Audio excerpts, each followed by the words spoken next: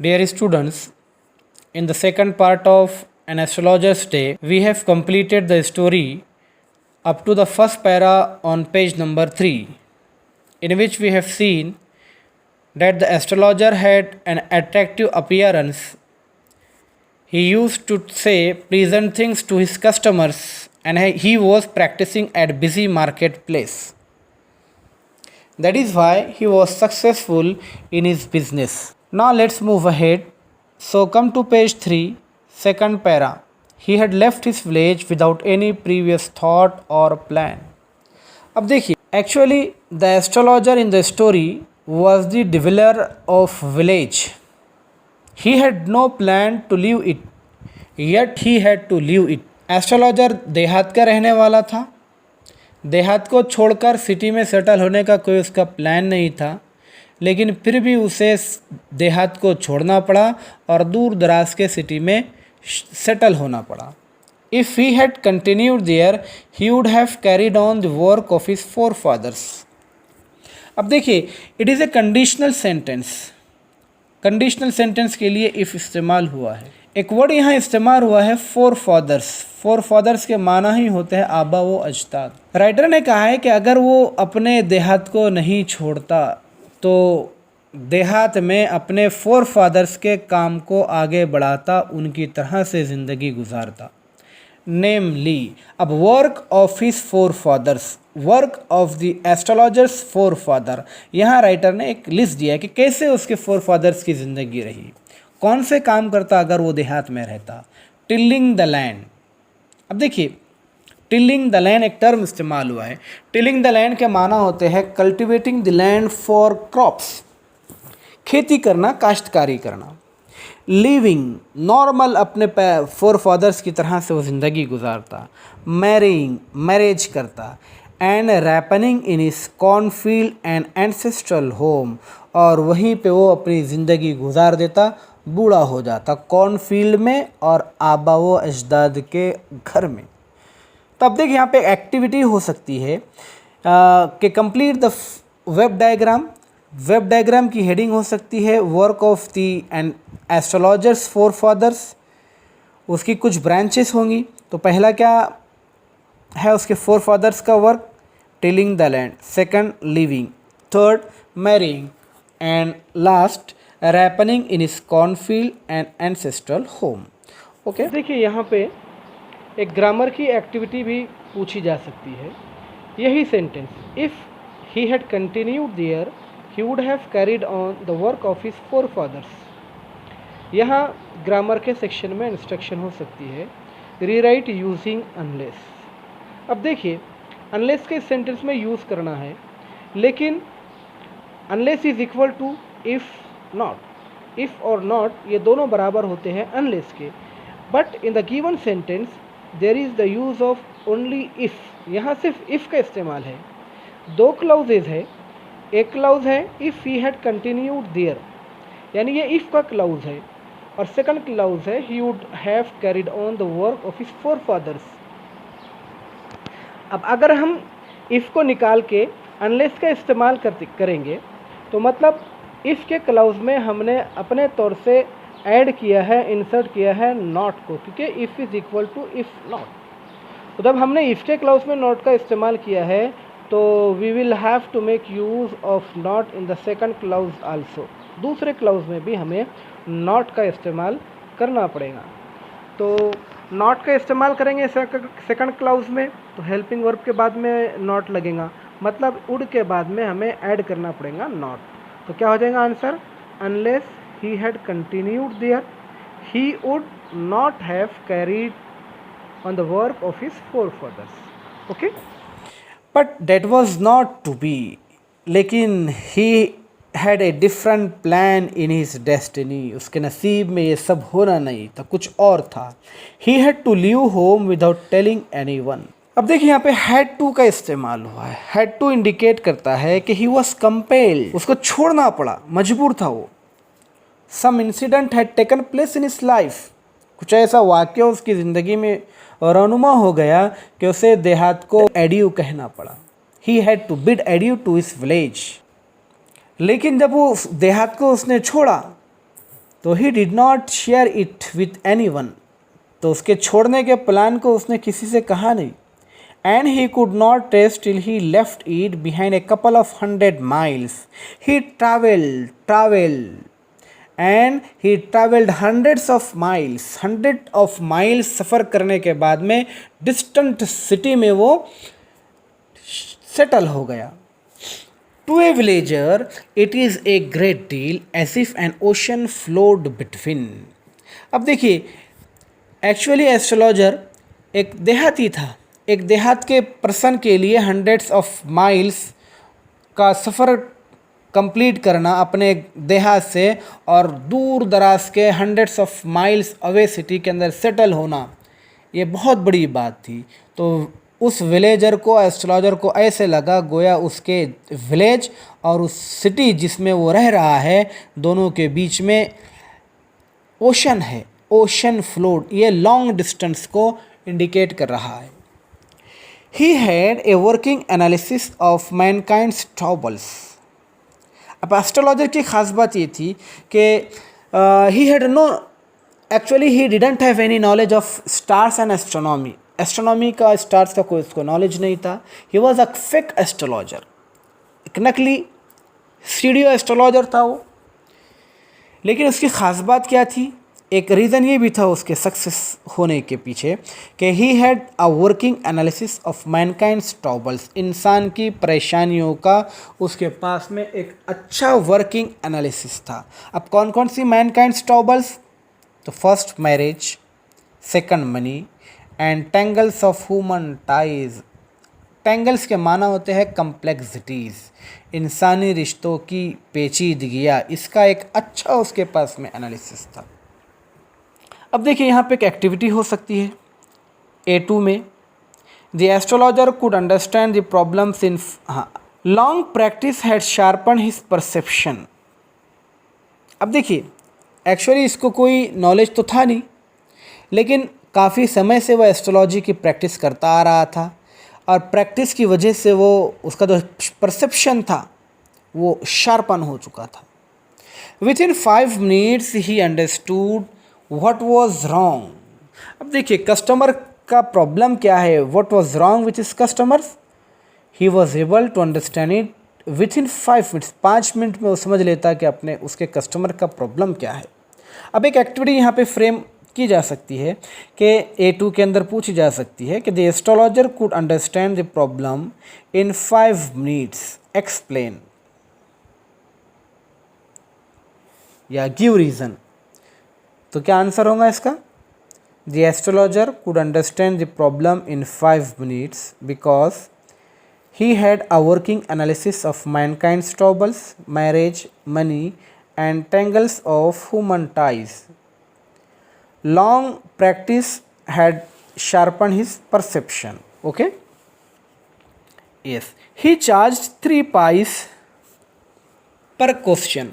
अब देखिए, उसके जो कस्टमर्स आते थे उसको क्वेश्चंस करते थे, तब उसका आंसर देता था तो हर क्वेश्चन के आंसर के बदले वो उनसे चार्ज लेता था, फीस लेता था। कितनी? पर क्वेश्चन 3 pies। अब देखिए, पाई की प्लूरल फॉर्म है पाइस, और पाई ये ओल्ड इंडियन करेंसी का एक बेसिक यूनिट, जैसे एक पुराने दौर के अंदर एक करेंसी इस्तेमाल होती थी आना। आना का जो 1/12 ऑफ एन आना इज पाई। आने का 12 यानी 12 पाइस मिलकर एक आना बनता है। और आज भी हमारे यहाँ पे 50 पैसे को 8 आने कहा जाता है। 8 आने यानी 50 पैसे, और 100 पैसे इज इक्वल टू 1 रुपी, यानी 1 रुपी कितने आने के बराबर हो गया? तो 1 रुपी इज इक्वल टू 16 आने। 16 आने यानी 100 पैसे। इसीलिए हमारे यहाँ पे एक प्रोवर्ब है कि अगर किसी ने कोई बात कही है तो हम अक्सर उसको कहते हैं कि 16 आने सच। 16 आने सच यानी 100% ट्रू, 100% सही। ठीक है। Never open his mouth till the other had spoken for at least 10 minutes। यानी उसके कस्टमर्स कि बात को वो सुनता। He gave an opportunity to his customers to speak. जब तक के कस्टमर 10 मिनट्स तक के वो बोल नहीं देते उसको अपनी प्रॉब्लम्स को, बात को, एस्ट्रोलॉजर अपना मुंह नहीं खोलता था। Which provided him enough stuff for dozen answers and advices. और वो 10 मिनट्स के अंदर वो डिसाइड करता है कि what to answer his customer, what to suggest him. When he told the person before him, gazing at his palm, in many ways you are not getting the fullest result of your efforts। अब देखिए यहाँ पे एक activity हो सकती है A3 के अंदर कि the astrologer did not open his mouth till his customers had spoken for at least 10 minutes। Give reason। तो पहला रीज़न क्या होगा कि he was expert in reading face। Second, he needed time to decide answers to the customers questions। वो 10 minutes क्यों नहीं बोलता था कि वो डिसाइड करता था कि अपने कस्टमर के आंसर्स क्या दे। दूसरा, ये पहला ये देखे हमने कि वो फेस रीडिंग के अंदर एक्सपर्ट था। तीसरा रीज़न ये हो सकता है, he wanted to impress his customers by giving them the impression that he was working hard to solve their problem। तीसरी वजह ये हो सकती है कि वो अपने कस्टमर्स को ये इम्प्रेशन देना चाहता था खामोश रह के कि वो गौर फिक्र कर रहा है, सोच रहा है, कुछ सॉल्यूशन निकालने की, उनके प्रॉब्लम्स की कोशिश कर रहा है। Okay. When he told the person before him gazing at his palm. अब देखिए उसके सामने कोई कस्टमर है, क्लाइंट है उसका, उसकी पाम को देख रहा है, हथेली के ऊपर देख रहा है। गेस के माना होता है देखना, लुक एट। गेज एट यानी लुक एट। उसको 10 मिनट सुना उसने, उसके हथेली की जो लाइन्स है, पाम की लाइन्स है, उसको देखता था वो। और जनरली ये बात कहता, in many ways you are not getting the fullest result for your efforts. ऐसा लगता है कि आप जितना वर्क कर रहे हैं, एफर्ट्स कर रहे हैं, स्ट्रगल्स कर रहे हैं, जितनी मेहनत कर रहे हैं, उसका आपको रिजल्ट नहीं मिल रहा है, उसका नतीजा नहीं। यानी कॉमन बातें कहता था। 9 out of 10 वे are disposed of to agree with him. अब देखिए 9 में से 10 में से 9 ऐसे उसके कस्टमर्स होते थे जो उसकी इस बात से एग्री करते थे कि हाँ हम मेहनत कर रहे हैं लेकिन उसका हमको बदला नहीं मिल रहा है, उसका रिजल्ट नहीं मिल रहा है। और he question, is there any women in your family. ये कॉमन थी उसकी बातें। कभी ये उनसे पूछता कि आपके फैमिली के अंदर कोई ऐसी वुमेन है, हो सकता है बहुत दूर की आपकी वो रिलेटिव्स हो, may be even a distant relative who is not well dispose towards you. अब देखिए यहाँ पे डिस्पोज्ड टुवर्ड्स, इसका माना होता है लाइक या अप्रूव ऑफ समवन। कहा कि कोई ऐसी वुमेन है आपकी डिस्टेंट रिलेटिव, दूर दराज के रिश्तेदार, जो आपको लाइक नहीं करती है। और ही gave an analysis of character. तीसरा, ये जनरल बात थी उसकी, हमेशा अपने कस्टमर्स के साथ में क्या करता हो कि he gave an analysis of character. Most of your troubles are due to your nature.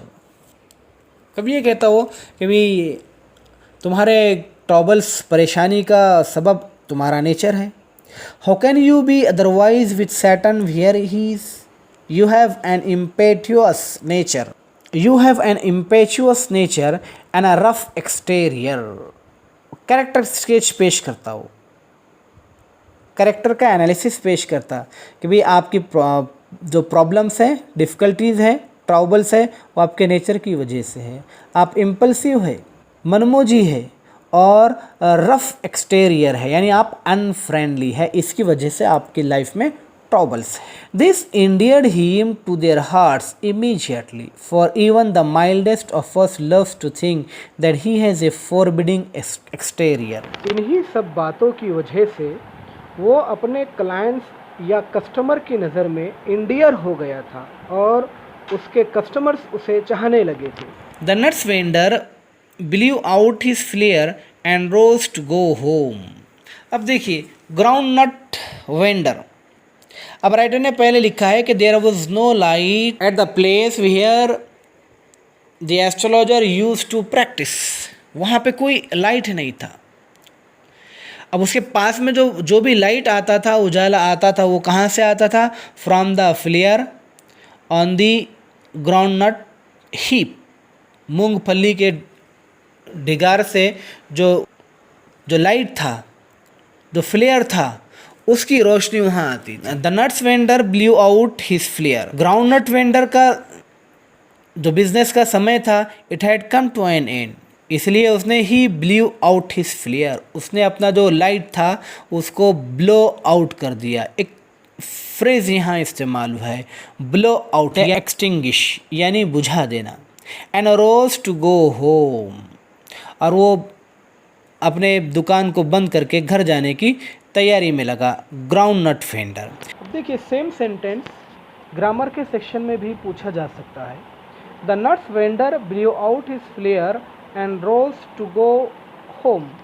तो यहाँ इंस्ट्रक्शन हो सकती है कि pick out the infinitive, infinitive को पिक आउट करना है इस सेंटेंस में से। तो बोलिए इन्फिनिटिव क्या है? Infinitive actually form of verb है, टेंसलेस होता है, और इसके पहले जनरली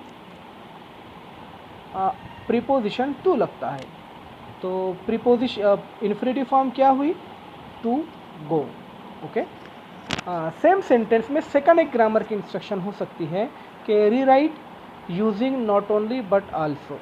देखिए द सेंटेंस इज कंपाउंड, दो क्लाउजेज है इसमें, दोनों क्लाउजेज को ज्वाइन करने के लिए कंजक्शन एंड इस्तेमाल हुआ है।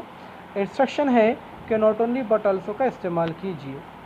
तो अब देखिए दोनों भी सेंटेंसेस का क्लाउजेस का सब्जेक्ट सेम है। सब्जेक्ट है the nuts vendor. Okay, the nuts vendor blew out his flare, ये एक क्लाउज है। सेकंड क्लाउज है the nuts vendor rose to go home, मतलब सब्जेक्ट इज सेम। तो दोनों भी क्लॉजेस का सब्जेक्ट सेम है, तो सेम सब्जेक्ट को हम वन टाइम लिख लेंगे। तो क्या हो गया? The nuts vendor. अब दो एक्शन किया है उसने, एक है ब्ल्यू आउट हिज फ्लेयर और दूसरा रोज टू गो होम। तो ब्ल्यू आउट हिज फ्लेयर के पहले ऐड करेंगे हम नॉट ओनली, तो क्या हो गया? The nuts vendor not only blew out his flare, और ये एंड की जगह लगाएंगे but also rose to go home. Okay, this was a signal for the astrologer to bundle up too. अब देखिए ग्राउंड नट वेंडर ने अपनी shop को विंड अप कर लिया, घर जाने के लिए उसने अपनी दुकान के सामान को समेटना शुरू किया। तो ये एक सिग्नल था, इंडिकेशन था एस्ट्रोलॉजर के लिए टू बंडल अप टू, कि वो भी अपने सामान को कलेक्ट कर ले और अपनी शॉप को क्लोज कर ले। Since it left him in darkness except for a little shaft of the green light which stayed in from somewhere and touched the ground before him. अब देखिए क्यों? क्योंकि वहाँ पे सब अंधेरा हो गया था। ग्राउंडनट्स वेंडर के लाइट का एक्सटिंग्विश होने के बाद में, बुझने के बाद में, सिर्फ वहाँ पे लाइट क्या था? Only a little shaft of green light, वहाँ पे सिर्फ हल्की सी किरण थी रोशनी की। विच स्टेड इन, एक यहाँ फ्रेज इस्तेमाल हुआ है स्टे इन। स्टे इन यानी एंटर इन, ठीक है। अब हल्की सी लाइट कहीं से आ रही थी। He picked up his cowrie shells and paraphernalia. अब देखिए उसने उसके जो प्रोफेशनल इक्विपमेंट थे उसको उसने कलेक्ट करना शुरू किया, कॉरी शेल्स को, और अदर एक यहाँ वर्ड इस्तेमाल हुआ है पैराफर्नालिया यानी tools. And was putting them back into his bag when the green shaft of life was blotted out. He looked up and saw a man standing before him. बस उसने अपने सामान को लपेटा, बैग में फिल किया, रखा, तो उसके सामने कोई पर्सन उसको खड़ा हुआ नजर आया। He sensed a possible client and said, "You look so careworn." अब देखिए उस पर्सन से उसने कहा, उसको लगा कि ही इज़ अ कस्टमर। उसने कहा है कि यू लुक सो केयरवॉर्न। केयरवॉर्न के माना होते हैं टायर्ड, वरीड एंड अनहैप्पी।